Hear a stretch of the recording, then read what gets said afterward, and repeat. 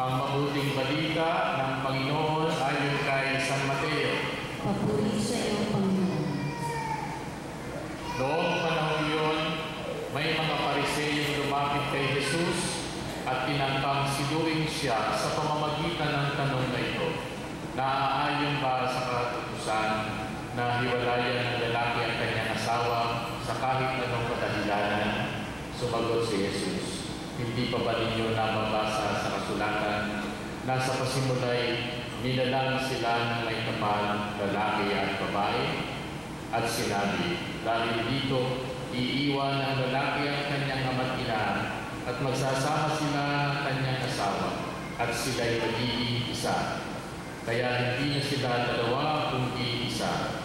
Ang pinagsama ng Diyos ay huwag paghihiwalayin ng tao. Ang mabuting balita ng ating Panginoon.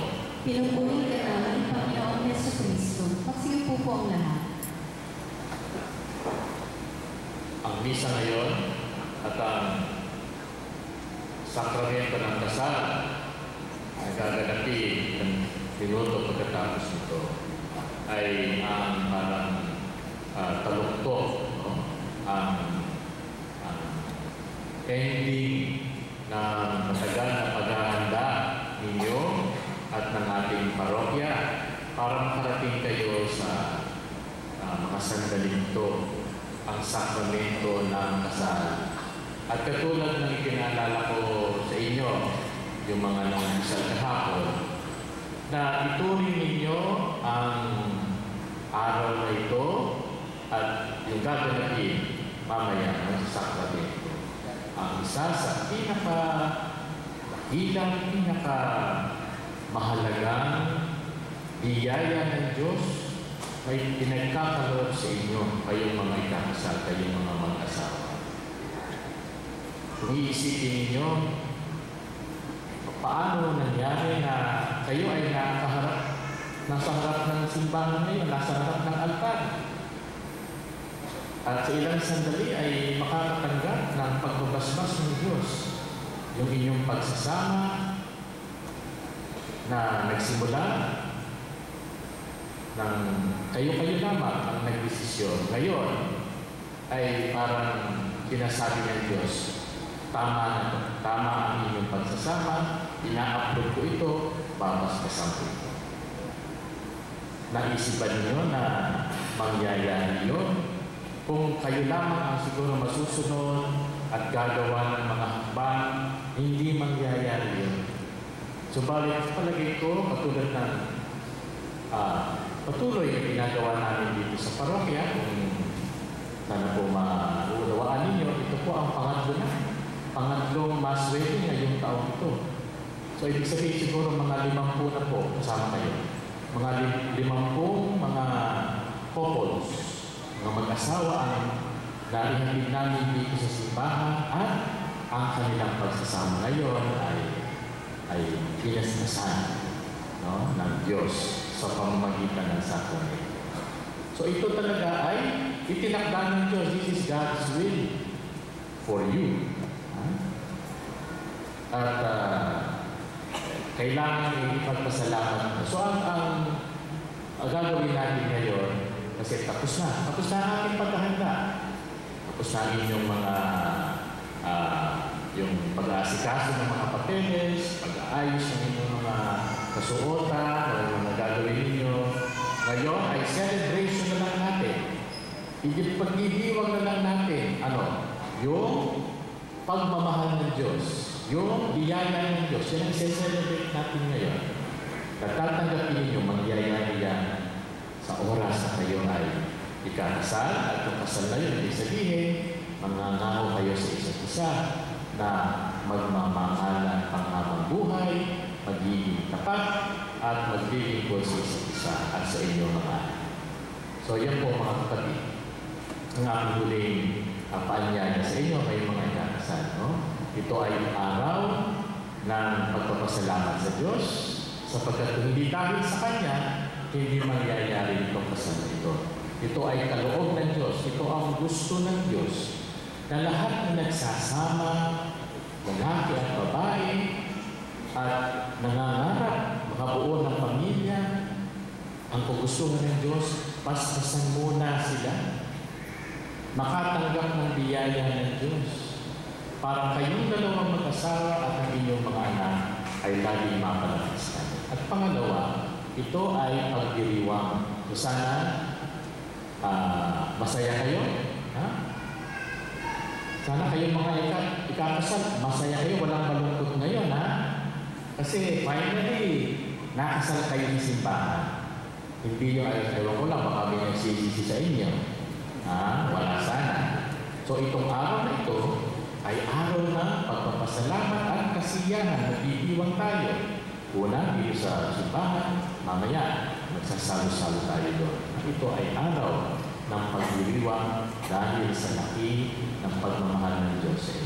At panghuli, tulad din na nasabi ko kahapon, sana hindi lamang ngayon ang pagpasok niyo sa simbahan. Pagkatapos ng kasal niyo, hindi ko na kayo nakikita sa simbahan. Every Sunday, tuwing linggo, magsisimba kayo.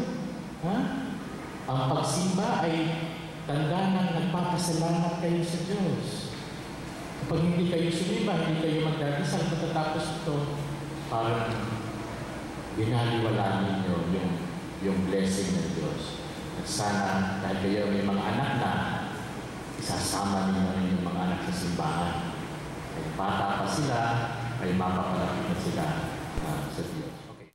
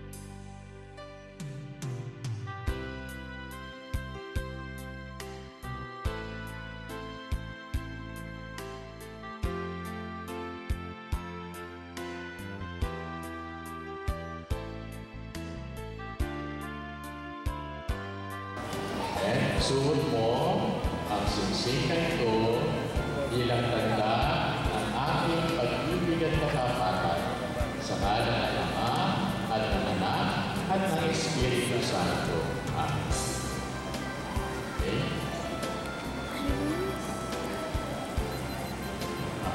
Yung mga babae naman, kunin ninyo ang singsing para sa inyong asawa.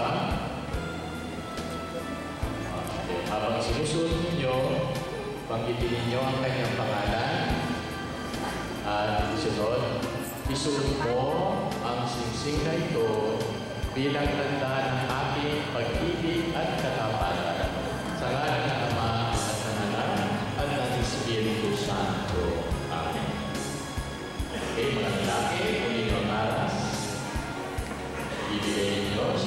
bahay.